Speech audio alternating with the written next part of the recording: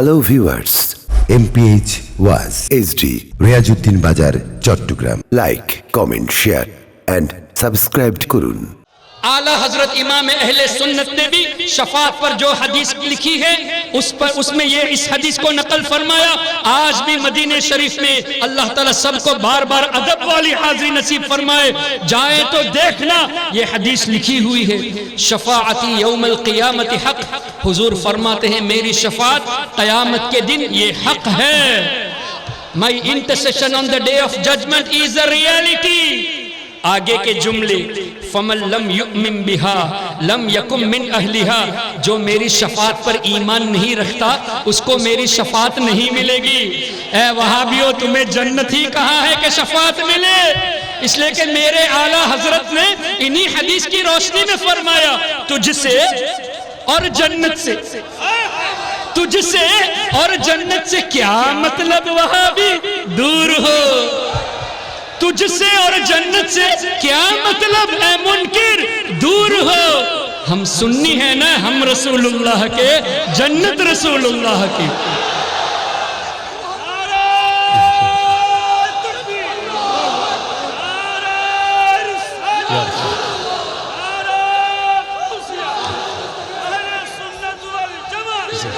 तो हम सुन्नियों को हुजूर की शफाअत की हाजत है, तो हम वर्जुकना शफाअतह कहते हैं। तुमको हाजत नहीं, तुम नहीं कहते, लेकिन तुमने इस दुआ में इस जुमले को नहीं छोड़ा क्या? आखिर में इन्नका ला तुखलिफुल मीआद। ए अल्लाह, बेशक तू वादे के खिलाफ नहीं करता। अजीब बात, अजान के बाद दुआ में कहते हो ए अल्लाह तुम वादे के खिलाफ नहीं करता, और अपनी किताब में लिखते हो अल्लाह वादा खिलाफी कर सकता। रशीद अहमद गंगोही ने लिखा अल्लाह झूठ भी बोल सकता है, खुल्फे वईद पर भी कादिर है, वादा खिलाफी कर सकता है। जब इमाम अहले सुन्नत ने, हुजूर अल्लामा फजल खैराबादी ने, दीगर हमारे अकाबिर उलमा ने जब इनका रद्द किया तो खलील अहमद अंबेठी ने जस्टिफाई करना शुरू कर दिया। क्या जस्टिफाई किया कि मेरे उस्ताद रशीद अहमद गंगोही ने जो कहा ना कि अल्लाह झूठ बोल सकता है, वादा खिलाफी कर सकता है, ये सही कहा है। खलील अहमद अंबेठी बराहीन कातिया में लिखता है ये पब्लिक में अवाम में बात करने की नहीं है, इसमें तो अकाबिर उलमा का इख्तिलाफ था। इतना बड़ा झूठ, एक अकाबिर का नाम तो बता दो किसने इख्तिलाफ किया? क्या इमाम आजम ने इख्तिलाफ किया? क्या इमाम शाफी का ये अकीदा था कि अल्लाह झूठ बोल सकता है? क्या हुजूर अल्लामा जलालुद्दीन सुयूती का ये अकीदा था? क्या इमाम तकीउद्दीन सुबकी का था? क्या शेख मुहद्दिस शाह अब्दुल हक मुहद्दिस दहलवी का था? किसी का अकीदा ये नहीं था, तो झूठ क्यों बोलते हो? फिर ये भी कहते हो पब्लिक में बात करने की नहीं है। इतने बड़े कमीने। तो हुकूमत से हमारी गुजारिश है, आपके यहाँ मुस्लिम हुकूमत है, इसके बावजूद भी हमारे रब के बारे में झूठा होने का इन देवबंदियों ने लिखा है, और आपके मुल्क में ये किताब पब्लिसाइज हो रही है। हुकूमत से गुजारिश करते हैं कि इसको बैन करो, इन किताबों पर पाबंदी लगाई जाए। लेकिन ये सब कब होगा? हम जब इसको एडुकेट करेंगे, इसको जानेंगे, और इन वहाबियों की इन किताबों के बारे में रिसर्च करके जब तक हम पैगाम सही तौर पे नहीं पहुंचाएंगे तब तक हम ये काम नहीं कर सकते। मोहतरम हजरात, इन लोगों की किताबों को पढ़ना हरगिज नहीं है, लेकिन जो इस काबिल है कि जो रिसर्च कर सके वो जरूर पढ़े और दूसरों को समझाने की कोशिश करे। हम हर तबलीग जमात वाले को काफिर नहीं कहते, हर देवबंदी फॉलोअर को काफिर नहीं कहते। जब तक कि उनका अकीदा कुफरिया ना हो तो वो लोग जो अनजाने में उनके साथ चले गए हैं उनको बचाने के लिए हमें कोशिश करनी है। हमसे वो चले गए, उनको हाईजैक किया गया है। They have been hijacked, so we request them to come back home. अपने घर वापस आ जाओ, ये समझाने के लिए हमारे पास इल्म की होने की जरूरत है। हम अगर इल्म नहीं सीखेंगे we won't be able to do this thing. और मुहतरम हजरात, आप हजरात से गुजारिश है, हो सके तो आप एक अहद कर लीजिए, हो सके तो आप इस पर तैयार हो जाइए, आमादा हो जाइए। मुझे उम्मीद कवी है कि हमारा कोई भी आलिम आपको मना नहीं करेगा। बहार शरीयत اعلیٰ حضرت کے خلیفہ صدر الشریعہ مفتی امجد علی رحمت اللہ تعالی علیہ کی لکھی ہوئی اس کا پہلا چیپٹر عقیدے پر ہے. اللہ تعالیٰ پر کیسا ایمان رکھا جائے، رسولوں پر کیسے ایمان رکھا جائے، فرشتوں پر کیسے ایمان رکھا جائے، اللہ کی کتابوں پر، قیامت پر، تقدیر پر، جنت پر، جہنم پر، روز محشر کے تعلق سے، یہ سب لکھا ہوا ہے. اور اس کتاب میں ان نجدیوں کے عقیدے بھی لکھے ہوئے ہیں، شیعوں کے عقیدے بھی لکھے ہوئے ہیں. آپ حضرات سے گزارش ہے، آپ کے علماء کے پاس آئیے اور کہیے کہ حضور ہمیں زیادہ ٹائم نہیں چاہیے، ایک ہفتے میں صرف 1 گھنٹہ چاہیے. ایک دن میں 1 گھنٹہ نہیں، ایک ویک میں، ایک ہفتے میں 1 گھنٹہ آپ لیجئے. تقریباً 12-13 ٹاپکس ہے، 3 مہینے میں بہار شریعت آپ کی مکمل ہو جائے گی عقیدے پہ. اس کا مطلب 3 مہینے میں ونس اے ویک 1 گھنٹہ دیں گے تو انشاءاللہ 3 مہینے میں آپ کا عقیدہ مضبوط ہو جائے گا. اس کے بعد ایک اور 3 مہینہ لگانا ہے. جاء الحق جیسی کتابیں، ان دیوبندی وہابیوں کے آبجیکشنز اور اس کے جوابات کیسے دیے جائے، یہ ہمارے علماء آپ کو سکھائیں گے. جب آپ سیکھ جائیں گے تو انشاءاللہ کسی وہابی میں ہمت نہیں ہوگی کہ آپ سے آ کے بات بھی کر سکے، کوئی آپ کے سامنے ٹھہر بھی نہیں سکے گا. اس طرح علم دین حاصل کرنے کی ضرورت ہے.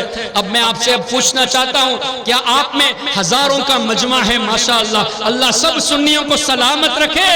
کیا آپ تیار ہیں ہفتے میں 1 گھنٹہ دینے کے لیے؟ ماشاءاللہ. اب ان علماء کرام سے ضرور رابطہ کرے، یہ آپ کو یہ عقائد سکھائیں گے تاکہ ایسا موقع آئے کہ آپ کا بچہ بھی آپ سے سیکھے اور ان کے بد عقیدگی سے بچ جائے. ورنہ کیا ہوگا پتہ ہے؟ میں نے یہ بات کئی مرتبہ کئی جگہوں پہ کہی، لیکن موقع ہے تو یہاں بھی بتا دیتا ہوں. آج وہابی یہ کہتا ہے کہ ہم نے اگر یا رسول اللہ کہا تو ہم مشرک ہو گئے، یعنی اسلام سے خالی ہو گئے. اب میں آپ سے پوچھتا ہوں، یا رسول اللہ کا مطلب کیا ہے؟ اے اللہ کے، زور سے، اے اللہ کے. یا نبی اللہ کا مطلب کیا ہے؟ اے اللہ کے. بہت اچھا. یا حبیب اللہ کا مطلب کیا ہے؟ اللہ کے حبیب. تو آپ مجھے بتائیے، یا رسول اللہ کہہ کے آپ نے ہمارے نبی کو اللہ کہا یا اللہ کا رسول کہا؟ یا نبی اللہ کہہ کے اللہ کہا یا اللہ کا رسول کہا؟ اللہ کا رسول کہا، اللہ کا نبی کہا نا. شرک کا مطلب یہ ہے کہ اللہ کے ساتھ کسی کو مل شریک ٹھہرانا، یعنی حضور کو اللہ جیسا مانیں گے تبھی شرک ہوگا. ہم نے حضور کو اللہ مانا ہی نہیں، اللہ کا رسول کہتے ہیں نا. یا رسول اللہ کا مطلب ہی شرک سے پاک ہونا ہے، یا نبی اللہ کا مطلب شرک سے پاک ہونا ہے. اس لیے کہ ہم نے حضور کو اللہ نہیں، اللہ کا نبی کہا، اللہ کا حبیب کہا. اور اے نجدی، تم کہتے ہو یا رسول اللہ کہنا شرک ہے، اس کا مطلب تم حضور کو اللہ جیسا مانتے ہو تبھی تو شرک کہتے ہو. شرک کی تعریف تمہیں نہیں پتہ. You don't know the definition of shirk. اگر تمہیں شرک کی تعریف پتہ ہوتی تو کبھی بھی یا رسول اللہ کہنے والے کو مشرک نہیں کہو گے، بلکہ یا رسول اللہ کہنے والے کو سچے موحد کہو گے، سچا توحید والا کہو گے. اسی طرح محترم حضرات، ان کے عقیدے کے مطابق اگر کسی نے یا رسول اللہ کہا تو مشرک ہو گیا. اب ان سے پوچھے، تمہاری ہسٹری تو 1857 سے پہلے تھی نہیں، 1857 سے پہلے جماعت اسلامی پورے روئے زمین میں نہیں تھی، نہ ہی دیوبندیت تھی، نہ ہی تبلیغی جماعت تھی. تو ان سب کا وجود 1857 کے بعد ہوا. ہمارا سنیوں کا وجود 1400 سال سے ہے. تو بدعتی تم ہو، ہم کو بدعتی کہتے ہو. تمہارا وجود بدعت ہے، تم تھے ہی نہیں. نہ جماعت اسلامی کی کوئی تنظیم تھی، نہ دیوبندی کوئی تنظیم تھی. یہ کوئی بھی تنظیمیں 1857 سے پہلے نہیں تھی. تو بنیاد بدعت کی تو ان لوگوں نے رکھی ہے اور بدعتی ہم کو کہتے ہیں. اب ان کے مطابق یا رسول اللہ کہنا اگر شرک ہے تو 1857 سے پہلے تمہارے دادا پردادا یا رسول اللہ کہتے تھے کہ نہیں؟ یقیناً کہتے تھے. اس لیے کہ یہ شرک والا فتویٰ آیا ہی بعد میں، اس کو پھیلایا گیا بعد میں. ابن تیمیہ نے اپنے زمانے میں بکواس کی، اس دور کے علماء کرام نے ابن تیمیہ پر پابندی لگائی. اس کے تقریباً 500 سال کے بعد ابن عبد الوہاب نجدی نے ان کو عام کیا. اس عقیدے کو عام کیا. تو اس سے پہلے تک یہ سب باتیں عام نہیں تھی. تو ان کا وجود اب ہے. اس کا مطلب کیا ہوا؟ وہابی کا باپ سنی تھا، یا رسول اللہ کہنے والا تھا. اگر نہیں تو اس کا دادا تو سنی تھا، اگر نہیں تو پردادا تو یقیناً سنی تھا. اب ان کے مطابق یا رسول اللہ کہنا شرک ہے، تو ان کے پردادا نے یا رسول اللہ کہا تو اکارڈنگ ٹو دیم پردادا کافر ہو گیا. تو پردادا کافر ہو گیا تو پردادا کا نکاح ٹوٹا یا نہیں ٹوٹا؟ اس لئے کہ ایمان سے خالی ہو گیا تو نکاح ٹوٹ گیا. جب پردادا اور پردادی کا رابطہ ہوا تو حلال کا ہوا یا حرام کا ہوا؟ جب حرام کا ہوا تو تمہارا دادا حرامی ہوا نا. اے وہابی تم اپنے دادا کو حرامی کہتے ہو، شرم نہیں آتی؟ اچھا دادا کو بھی مشرک کہتے ہو. تو دادا ایمان سے گیا، جب ایمان سے گیا تو دادا دادی کا نکاح ٹوٹ گیا. جب دادا دادی کا نکاح ٹوٹ گیا تو رابطہ حلال کا نہیں حرام کا ہوا. جب تمہارے دادا کا رشتہ حرام کا تھا تو تمہارے باپ کو تم حلالی نہیں حرامی کہتے ہو. اور اے وہابیو تم اپنے باپ کو بھی مشرک کہتے ہو یا رسول اللہ کہنے پر. تو تمہارے عقیدے کے مطابق تمہارا باپ کافر ہو گیا. جب باپ کافر ہوا تو ماں باپ کا نکاح ٹوٹ گیا. جب نکاح ٹوٹ گیا تو تمہارے ماں باپ کا رابطہ بھی حرام کا ہوا. اپنے ماں باپ کا رشتہ توڑ کر تم اپنے کو حرامی ثابت کرتے ہو. جب تم خود حلالی نہیں تو ہمیں کیا نصیحت دینے آ رہے ہو؟ پہلے اپنا حلالی ہونا ثابت کرو، اس کے بعد نصیحت کی بات کرو. تو محترم حضرات یہ سب کب ہوگا؟ We should learn the عقیدہ of اہل السنت والجماعہ. آپ نے کبھی سنا کہ حضرت سیدنا صدیق اکبر رضی اللہ تعالیٰ عنہ کے دور میں جب مسیلمہ کذاب نے نبوت کا دعویٰ کیا تو کیا حضرت صدیق اکبر نے یہ کہا حضور کے بعد نیا نبی آ سکتا ہے اس لیے مسیلمہ کذاب جو کر رہا ہے کرنے دو؟ کیا حدیث میں آپ نے یہ سنا؟ نہیں. بلکہ کیا ہوا؟ سیدنا صدیق اکبر نے جہاد فرمایا، مسیلمہ کذاب سے مقابلہ کیا، اور حضرت وحشی رضی اللہ تعالیٰ عنہ نے مسیلمہ کذاب کو قتل کیا اور یہ اعلان کیا لوگوں سن لو، جب میں ایمان نہیں لایا تھا تو حضرت حمزہ رضی اللہ تعالیٰ عنہ بہترین انسان کو میں نے شہید کیا تھا، اور ایمان لانے کے بعد میں بدترین انسان کو قتل کیا ہوں. آ نہیں سکتا. جب نہیں آ سکتا تو تم قادیانیوں کو کیوں جگہ دیتے ہو؟ آپ کی حکومت سے آپ پوچھیں کہ ایسے لوگ جو قادیانیت پھیلاتے ہیں ان کو جگہ کیوں دی جاتی ہے؟ انہوں نے تو قرآن کے خلاف اپنا عقیدہ رکھا، صحابہ کے خلاف اپنا عقیدہ پھیلایا. تو قادیانی کافر، اور قادیانی کو یہ مواد کس نے دی؟ قادیانی کو یہ انفارمیشن کس نے دی؟ Qasim Nanautvi, founder of Darul Uloom Deoband. اس نے اپنی کتاب تحذیر الناس میں یہ لکھا کہ ہمارے نبی کے بعد کوئی نیا نبی آ سکتا ہے. تو یہ عقیدہ لکھی ہوئی کتاب بھی آپ کے بنگلہ دیش میں موجود ہے. تو حضور میری گزارش ہے ان علماء کرام سے، ان مشائخ سے، OAC نے ہم سب کو یہاں متحد کیا. یہاں علماء الگ الگ علاقے سے تشریف لائے، مشائخ تشریف لائے ہیں.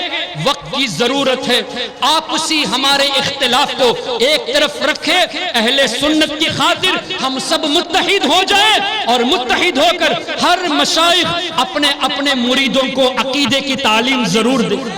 اپنے حلقہ ذکر کے ساتھ ساتھ اللہ پر کیسا ایمان رکھے، نبیوں پر کیسے ایمان رکھے، اولیاء پر کیسے ایمان رکھا جائے، ہر شیخ اپنے مرید کو اس کی تعلیم دے.